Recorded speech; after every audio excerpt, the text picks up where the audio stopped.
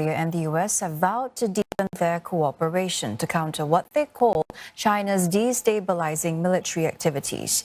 US Defense Secretary Lloyd Austin says Washington will boost its presence of Army and Navy troops in Canberra. This includes increasing rotations of bomber task forces, fighters, and future rotations of US Navy and Army capabilities. Mr. Austin was holding high-level security talks in Washington with his Australian counterpart Richard Marles, as well as their foreign ministers. Mr. Austin and Mr. Marles are set to speak again later today, and they will be joined by British Defence Minister Ben Wallace for the first in-person meeting of the AUKUS ministers. The Defence Technology Group was formed to deliver nuclear-powered submarine technology to Australia, and the upcoming meeting comes at a crucial time for the partners, who are due to decide in March if the submarine will be American or British, as well as set a roadmap for an Australian fleet. Australia and the US also addressing China in their latest talks, the annual Australian-US Ministerial Consultations, or AUSMIN. US Secretary of State Antony Blinken and Defence Secretary Lloyd Austin hosting their Australian counterparts, Foreign Minister Penny Wong and Defence Minister Richard Marles. Both sides have vowed to deepen cooperation in the face of Chinese aggression. Kate Fisher reports. All four ministers praised the strength of the relationship between their countries and the success of these talks. Australia's Deputy Prime Minister and Defence Minister Richard Marles described it as a conversation amongst family. US Defence Secretary Lloyd Austin said they had held outstanding discussions. The United States and Australia share a vision of a region where countries can determine their own futures, and they should be able to seek security, prosperity free from coercion and intimidation. Unfortunately, that vision is being challenged today. China's dangerous and coercive actions throughout the Indo-Pacific, including around Taiwan and toward the Pacific Island countries, and in the East and South China Seas, threaten regional peace and stability. Both defence ministers spoke about an increased rotational presence of US forces in Australia, and they said they would be inviting Japan to integrate into the enhanced force posture initiatives. US Secretary of State Antony Blinken talked of the breadth of discussions which spanned climate, Ukraine, ASEAN, the AUKUS nuclear submarine deal, as well, he said, of course, as security in the Indo-Pacific. Australian Foreign Minister Penny Wong thanked the US for its commitment to the region. One of the overriding senses I have out of the discussions today is a shared resolve to enhance our relationship to meet the growing strategic challenges of our time. What we want is a region that is stable, prosperous and respectful of sovereignty. And as we've made clear many times, US engagement in the Indo-Pacific makes an indispensable contribution to such a region. US Defence Secretary Austin and Australian Defence Minister Marles will meet their UK counterpart to continue discussions on AUKUS, their trilateral defence deal to build nuclear submarines. Kate Fisher, CNA, Washington. China's growing influence regionally and globally has been a consistent concern for the West. Earlier, we spoke to James Heappey, the British Minister for Armed Forces and Veterans, in a CNA exclusive, and he tells us how the UK must match up to Beijing. The UK recognises China as a systemic challenge that the UK must rise to meet. We have allies in the US and Australia who are similarly committed to meeting that challenge, but that doesn't mean it needs to be unnecessarily confrontational. The reality is that, as the US national security strategy recognized recently, China is an ancient civilization with every right to play a role on the global stage and with every right to be a leading economy.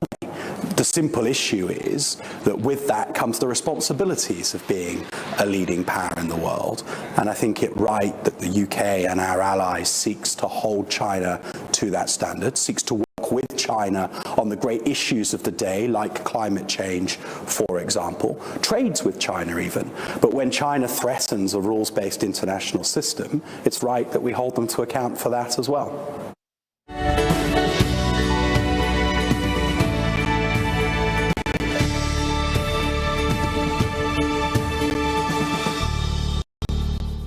A global climate summit being held by the United Nations is off to a bumpy start in Montreal.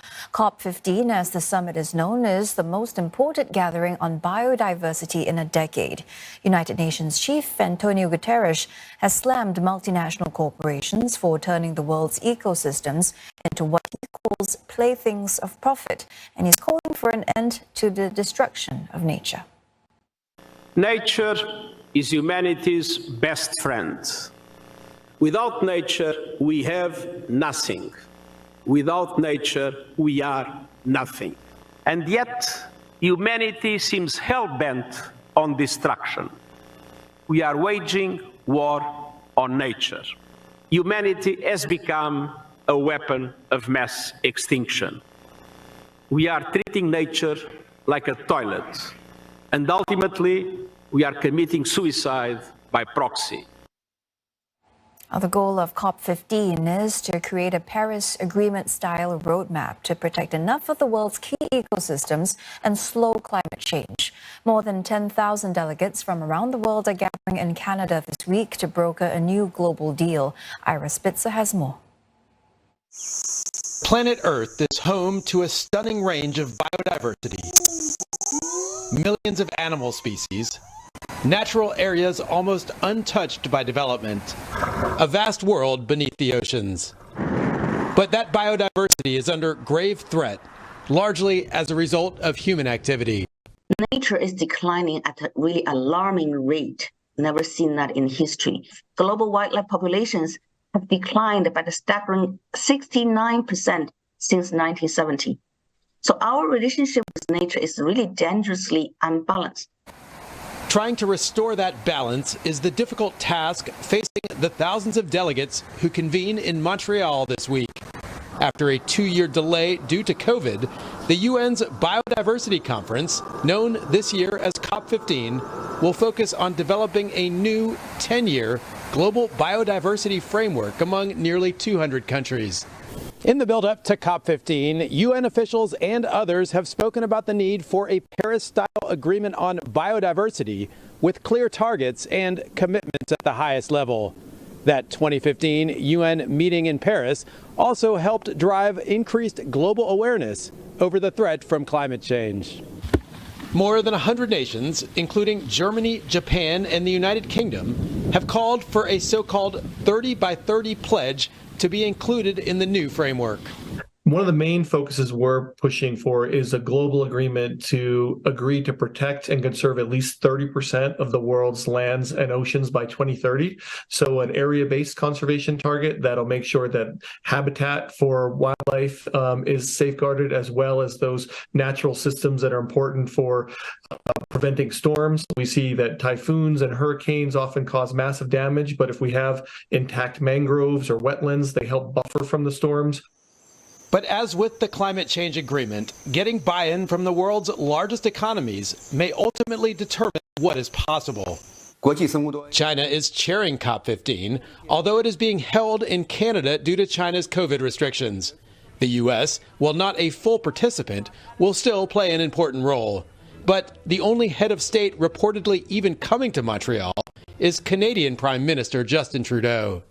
Effective action will only be possible if greater recognition is given to the direct role that developed countries' economy that play in driving deforestation in countries like Indonesia, like Brazil, through unsustainable consumption. For example, the studies revealed that G7 countries to have a significant deforestation footprint outside of their own countries, with an average loss of nearly 4 trees per person each year. Biodiversity targets at previous conferences haven't been met amid challenges including securing financing. But as the situation grows more precarious, there are hopes that the global community can work together this time to bridge the divide. Ira Spitzer, CNA, San Francisco.